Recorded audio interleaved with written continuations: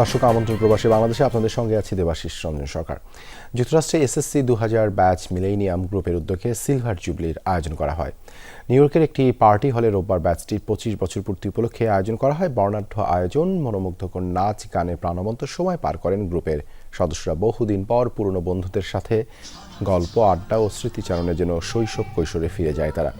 এই আয়োজনে সপরিবারে অংশ নেন বহু মানুষ। গল্প আড্ডার পাশাপাশি অনুষ্ঠানে ছিল জমকালো সাংস্কৃতিক আয়োজন। অনুষ্ঠানটি সফলভাবে পরিচালনায় অক্লান্ত পরিশ্রম করেন গ্রুপের অ্যাডমিন মিজান আহমেদ, নাদির ইসলাম, সোহেল রানা, মাশরেকা হোসেন মিশু, শামীমা পারভিন শাম্মী, হাসিনা আক্তার সহ আরও অনেকে। জাতিসংঘ শান্তিরক্ষী মিশনের সহযোগিতা অব্যাহত রাখবে বাংলাদেশ বলেছেন অর্থ উপদেষ্টা সালেউদ্দিন আহমেদ। আর সেনাপ্রধান জেনারেল ওয়াকারুজ্জামান বলেছেন বিশ্ব শান্তি রক্ষায় বাংলাদেশ এখন অবিসংবাদিত নাম। চীন মৈত্রী আন্তর্জাতিক সম্মেলন কেন্দ্রে জাতিসংঘ শান্তিরক্ষী দিবসের অনুষ্ঠানে তারা একথা বলেন। এই দিবসে রাজধানীতে বের করা হয় র্যালি। শান্তিরক্ষী দিবস উপলক্ষে তেজগাঁও বিমানবন্দরে পিসকিপার্স রান নামে র্যালির আয়োজন করা হয়। এতে অংশ নেন বিভিন্ন সময়ে শান্তি মিশনে অংশ নেয়া বাহিনীর সদস্যরা। অনুষ্ঠানে স্বরাষ্ট্র উপদেষ্টা বলেন, শান্তিরক্ষা মিশনে যোগ দেওয়ার পর থেকেই পেশাদারিত্বের সাথে কাজ করে যাচ্ছে বাংলাদেশ। বাংলাদেশ শান্তি মিশনের সদস্যরা শুধু একটি দেশকে পুনর্গঠনই নয়, সাধারণ মানুষের জীবনমান উন্নয়নেও গুরুত্বপূর্ণ ভূমিকা রেখে চলেছে। দিবসটি উপলক্ষে রাজধানীতে এক আলোচনায় অংশ নেন জাতিসংঘের আবাসিক প্রতিনিধি গোয়েন লুইস। তিনি বলেন, মিশনে বাংলাদেশি শান্তিরক্ষীদের আত্মত্যাগ অনন্য।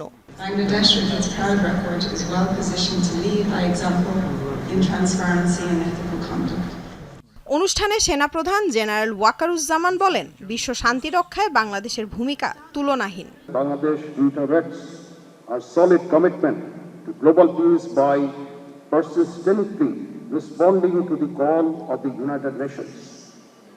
Our spirit is derived from the directives of the Constitution and the lessons from the immense sacrifice endured during our war of liberation. We shall continue to stand for global peace in future days. অর্থ উপদেষ্টা সালেউদ্দিন আহমেদ জানান, জাতিসংঘ শান্তিরক্ষা মিশনে সহযোগিতা অব্যাহত রাখবে বাংলাদেশ। বাংলাদেশের শান্তিরক্ষা বাহিনী যাতে আরও আত্মবিশ্বাস ও দক্ষতার সাথে জাতিসংঘের শান্তিরক্ষা মিশনের কার্যক্রমে অংশগ্রহণ করে, সে লক্ষ্যে আমি আগেই বলেছি, আমাদের যে কোনো সরকার, শুধু এই ট্রানজিশন গভর্নমেন্ট যে কোনো সরকারই আগেও সহায়তা করেছে, এখন আমরা উঠছি, ভবিষ্যতে অব্যাহত থাকবে। এরপর বিভিন্ন দেশে বাংলাদেশ শান্তিরক্ষা মিশনের সাথে ভার্চুয়ালি মতবিনিময় করেন অর্থ উপদেষ্টা। আহত 2 সদস্যকে সম্মানিত করা হয় অনুষ্ঠানে। The injured peacekeepers are from Bangladesh Army. Lamia Tithi, Jamuna news, Dhaka. Saudi আরবের প্রবাস বাংলা প্রিমিয়ার লিগ 2025 উপলক্ষে নৈশভোজের আয়োজন করা হয়েছে। রাজধানীর রিয়াদে এই আয়োজন করা হয়। অনুষ্ঠানে অংশ নেন বহু ব্যবসায়ী, ক্রিকেটার ও আয়োজক কমিটির সদস্যরা। অনুষ্ঠানটি উপস্থাপনা করেন সালাউদ্দিন হৃদয়। এ সময় উপস্থিত ছিলেন লীগের প্রধান উদ্যোক্তা মকবুল হোসেন রুবেল। পাশাপাশি অতিথি হিসেবে আরও উপস্থিত ছিলেন মোহাম্মদ আয়ুব, আব্দুল্লাহ আল মামুন, ইয়াসিন মিয়া, নজরুল ইসলাম, ফখরুল ইসলাম সহ আরও অনেকে।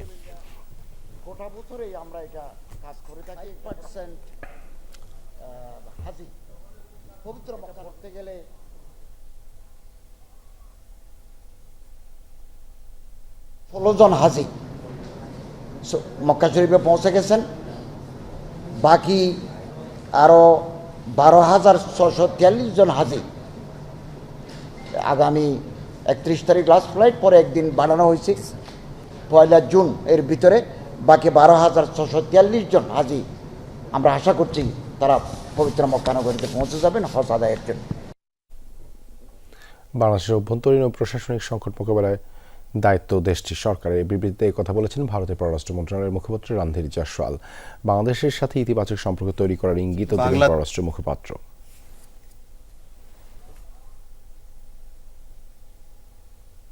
बांग्लादेश, विजय लक्ष्मी आपका क्वेश्चन था, वहाँ पर जो अभी के हाल में दिन कुछ बयान आए उसके ऊपर আমি বাংলাদেশের সরকারের উদ্দেশ্যে একটি কথাই বলতে চাই। নিজ দেশের প্রশাসনিক সমস্যা নিজেদেরই সমাধান করতে হবে। বারবার নিজেদের সংকটের দায় অন্য রাষ্ট্রের উপর চাপিয়ে দেয়া কোনো সমাধান নয়। তবে আমরা বাংলাদেশের সাথে গঠনমূলক ও ইতিবাচক সম্পর্ক তৈরি করতে চাই, যে সম্পর্ক তৈরি করতে দু দেশের মানুষ আগ্রহী থাকবে।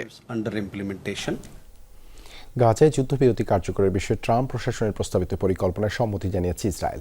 বৃহস্পতিবার বিবৃতিতে মার্কিন পরিকল্পনায় সম্মতির বিষয়টি নিশ্চিত করেন ইসরায়েলি প্রধানমন্ত্রী বেনিয়ামিন নেতানিয়াহু। এই দফায় কমপক্ষে 60 দিনের যুদ্ধবিরতি চুক্তির সিদ্ধান্তে যেতে পারে হামাস ও ইসরায়েল। পাশাপাশি এবারে চুক্তির শর্ত মোতাবেক আইডিএফের হাতে বন্দী অন্তত 1100 ফিলিস্তিনিকে মুক্তি দেওয়া হবে। অন্যদিকে অন্তত 10 জিম্মিকে মুক্তি দেবে হামাস। এর আগে উইটকফের যুদ্ধবিরতি ইস্যুতে দেওয়া নতুন প্রস্তাবে সম্মতি দেয় হামাস। এর পাশাপাশি স্থায়ীভাবে সংঘাত বন্ধ, গাজা থেকে ইসরায়েলি দখলদার বাহিনীর সম্পূর্ণ প্রত্যাহার এবং মানবিক সাহায্যের অবাধ প্রবেশ নিশ্চিত করার শর্ত রাখা হয় হামাসের পক্ষ থেকে। এছাড়াও গাজার বিষয়গুলো পরিচালনার জন্য একটি পেশাদার কমিটি গঠনের প্রস্তাব রাখা হয়েছে মার্কিন পরিকল্পনায়।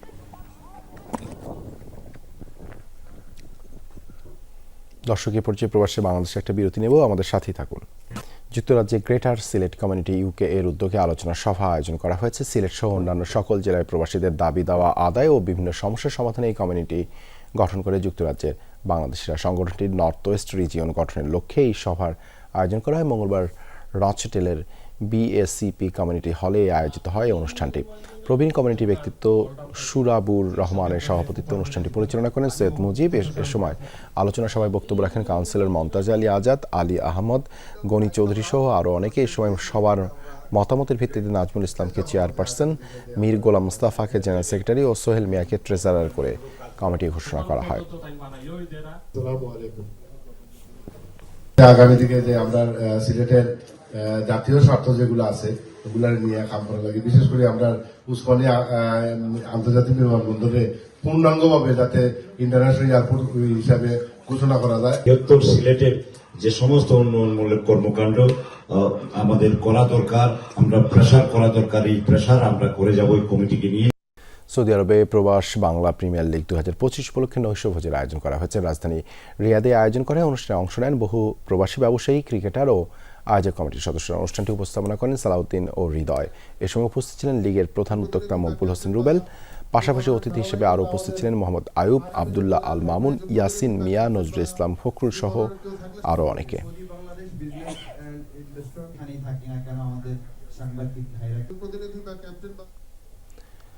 শান্তির প্রশ্নে চির উন্নত মমশির, তাই তো প্রশংসাপত্রেও বাংলাদেশের শান্তিরক্ষীদের সুনাম বিশ্বজুড়ে। বিরোধপূর্ণ এলাকার জনগণ কিংবা ভিন্ন দেশের সামরিক বাহিনী বাংলাদেশের পেশাদারিত্বে সবাই মুগ্ধ। 37 বছর ধরে বিশ্ব শান্তি রক্ষায় কাজ করে যাওয়া বাংলাদেশ এখন জাতিসংঘ শান্তি রক্ষায় তৃতীয়। সংঘাতপূর্ণ কিংবা ভিন্ন দেশের সামরিক বাহিনী বাংলাদেশের পেশাদারিত্বে সবাই মুগ্ধ। 37 বছর ধরে বিশ্ব শান্তি রক্ষায় কাজ করে যাওয়া বাংলাদেশ এখন জাতিসংঘ শান্তি রক্ষায় তৃতীয়। সংঘাতপূর্ণ এলাকায় পেশাদারিত্বের সম্মান অর্জনের পাশাপাশি অর্জন করেছে স্থানীয়দের ভালোবাসা। আহমেদ রেজা জানাচ্ছেন বিস্তারিত। Serving under the blue helmet, it's a matter of pride. তার গায়ে গুলি লেগেছিল, এটা যে কারো গায়ে লাগতে পারত। খুব ছোট্ট একটি জায়গায় আমাদের ল্যান্ড করতে হবে।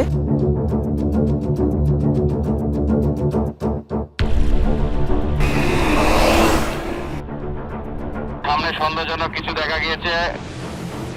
ওরা বাংলার সন্তান, বাংলার শান্তি ও সার্বভৌমত্ব রক্ষায় যারা সদা প্রস্তুত, তারাই স্বাধীন ভূখণ্ডের প্রতি ইঞ্চির উপর নজর রেখে শান্তি বজায় রাখছেন বিশ্বের বিভিন্ন প্রান্তে। বলছি বাংলার শান্তিরক্ষীদের কথা। বিশ্বজুড়ে সংঘাতপীড়িত এলাকায় শান্তি প্রতিষ্ঠায় যারা নিজেদের জীবন উৎসর্গ করতেও পিছপা হন না।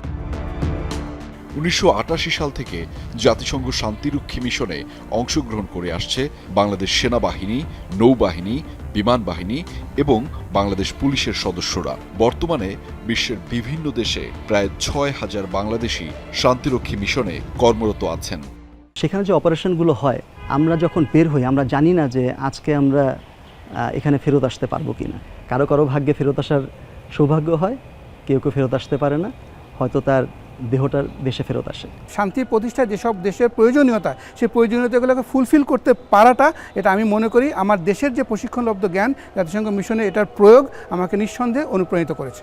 সংঘাতপীড়িত এলাকায় শুধু সুরক্ষা প্রদান নয়, একই সাথে মানুষের সাথে মিশে যাওয়ার নিদারুণ ক্ষমতা, আধুনিক প্রযুক্তি ও সমরাস্ত্রে স্বয়ংসম্পূর্ণ এবং আন্তর্জাতিক মানের প্রশিক্ষণই বাংলাদেশের শান্তিরক্ষীদের সবার থেকে করেছে আলাদা। Flight safety course, tactical course, বিভিন্ন ধরনের সার্ভাইভাল ট্রেনিং, আন্তর্জাতিক আইন এবং সংবেদনশীলতা সবগুলো আঙ্গিকেই বাংলাদেশ বিমান বাহিনী আমাদেরকে প্রস্তুত করে থাকে। 500 জনের বিপরীতে আমাদের সামনে তখন ছিল 5000 লোক, যারা প্রচণ্ড অ্যাজিটেটেড এবং যে কোনো সময় ক্যাম্পে অ্যাটাক করবে। এটা আমাদের জন্য একবারেই নতুন ছিল। ক্যাম্পে আমরা মাত্র গিয়েছি, আমরা এখনও পরিস্থিতি বুঝে উঠতে পারিনি। 1 মাসের মাথায় এই অবস্থা ঘটেছে। তো এটাই হচ্ছে সেই চ্যালেঞ্জের জায়গা, যেখানে কিনা একটা শান্তিরক্ষী তার অপারেশন কার্যক্রমের ক্ষেত্রে সবচেয়ে গুরুত্বপূর্ণ ভূমিকা নেয়। তো সেখানে আমি বলবো যে right decision was taken in the right time. শান্তিরক্ষী দিবসের এই দিনটি ব্লু হেলমেটধারীদের কাছে বিশেষ গুরুত্ব বহন করে।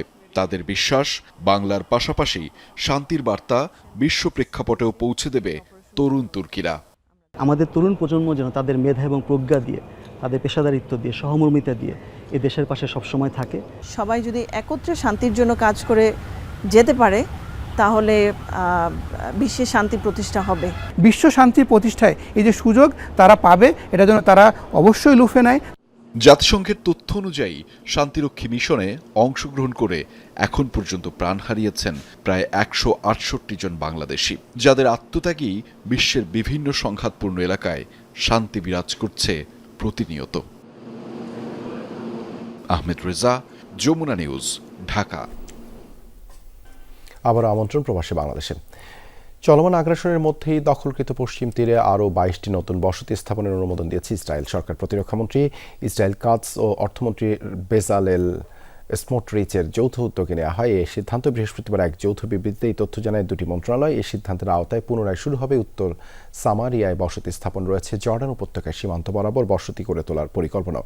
এই সিদ্ধান্তের আওতায় পূর্বে খালি করে দেয়া কিছু এলাকায় আবার শুরু করা হবে নতুন জনবসতি। প্রতিরক্ষা মন্ত্রণালয় জানায় কিছু নির্দিষ্ট এলাকায় ডিসএঙ্গেজমেন্ট আইন বাতিলের পরপরই নেওয়া হয়েছে এই সিদ্ধান্ত। এর ফলে সম্ভব হবে হোমেশ ও সা নূরের মতো এলাকায় পুনরায় বসতি স্থাপন। বাংলাদেশ ভুটান আন্তর্জাতিক প্রীতি ফুটবল ম্যাচের জন্য বুধবার রাত 8টার পর থেকে ছাড়া হয়েছে টিকিট। অফিসিয়াল ফেসবুক পেজে এই সংক্রান্ত একটি পোস্ট করেছে বাফুফে। এই ম্যাচের টিকিটও টিকিফাইয়ের অনলাইন প্ল্যাটফর্ম থেকে সংগ্রহ করতে হবে। সাধারণ গ্যালারির টিকিটের মূল্য 200, ক্লাব হাউস 1000 টাকা। এশিয়ান কাপ বাছাইয়ের 10 জুন সিঙ্গাপুরের বিপক্ষে ম্যাচ খেলবে বাংলাদেশ। এই ম্যাচের প্রস্তুতির জন্য 4 জুন ঢাকায় ভুটানের বিপক্ষে একটি ফিফা প্রীতি ম্যাচ খেলবে লাল সবুজের প্রতিনিধিরা। তবে এই প্রীতি ম্যাচে খেলার সম্ভাবনা নেই সমিত সোমের। 30 মে থেকে ক্যাম্প শুরু করবে বাংলাদেশ দল। হামজা চৌধুরী ঢাকায় আসতে পারেন 1-2 জুন। 4 জুন ম্যাচে হামজা চৌধুরী খেললে সেটা হবে বাংলাদেশের মাঠে তার প্রথম ম্যাচ।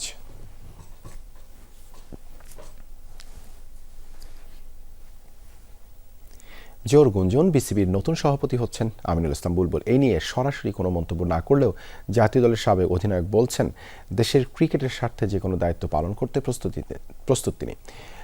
জানা গেছে কর্মস্থল আইসিসি থেকে 3 মাস বিনা বেতনে ছুটি নেওয়ার প্রক্রিয়াও শেষ করেছেন তিনি। তবে সমস্যা হলো সরকারি হস্তক্ষেপে বোর্ড সভাপতির চেয়ারে রদবদল হলে নেমে আসতে পারে আইসিসির খড়গ। 2 জন পরিবর্তন হয়েছে, প্রেসিডেন্ট এবং একজন নতুন ডাইরেক্টর এসছে এনএসসি থেকে। এনএসসির মাধ্যমে 2 জন এনএসসির রিপ্লেসমেন্ট এসছে, বাট এছাড়া আমি কোনো পরিবর্তন দেখিনি। আমিনুল ইসলাম বুলবুলের সাথে এই কথোপকথন গত বছর অক্টোবরের। ফারুক আহমেদ বিসিবি সভাপতির চেয়ারে বসেছেন সবে 2 মাস পেরিয়েছে। তখন ক্ষমতার পালাবদলের স্রোতে নাজমুল হাসান পাপন ভেসে যাওয়ার পর ফারুক আহমেদ আর নাজমুল আবেদিন ফাহিমের বিসিবিতে আসাকে বড় কোনো পরিবর্তন হিসেবে দেখেননি বুলবুল। জানিয়েছিলেন দেশের ক্রিকেট নিয়ে কাজ করার কথাও, তবে আক্ষেপ ছিল কোনো প্রস্তাবনা না পাওয়ার। আমি তো কোনোদিন কোনো অফার পাই না, এবং আমি আসলে কি লক্ষ্যে কি জন্য কাজ করতে যাব সেটা তো আমি কখনো কারো থেকে কোনো দিক নির্দেশনা পাইনি। প্রস্তাব তো এবার পেলেন। ফারুক আহমেদের পর বিসিবির নেতৃত্বে উচ্চ পর্যায়ের প্রথম পছন্দ আমিনুল ইসলাম বুলবুল। আইসিসিতে কর্মরত দেশের সাবেক এই অধিনায়ক এর আগে ক্রিকেটের সর্বোচ্চ নিয়ন্ত্রক সংস্থার সাথে কমিটমেন্টের কথাও বলেছেন বহুবার। 3 মাস আইসিসি থেকে বিনা বেতনে ছুটি নেয়ার প্রক্রিয়াও শেষ। দেশের জন্য স্যাক্রিফাইস করে কিছু করে যেতে চান নিজ দেশের ক্রিকেটের জন্য। আমাদের ক্রিকেটে মনোযোগী হওয়া উচিত আরো।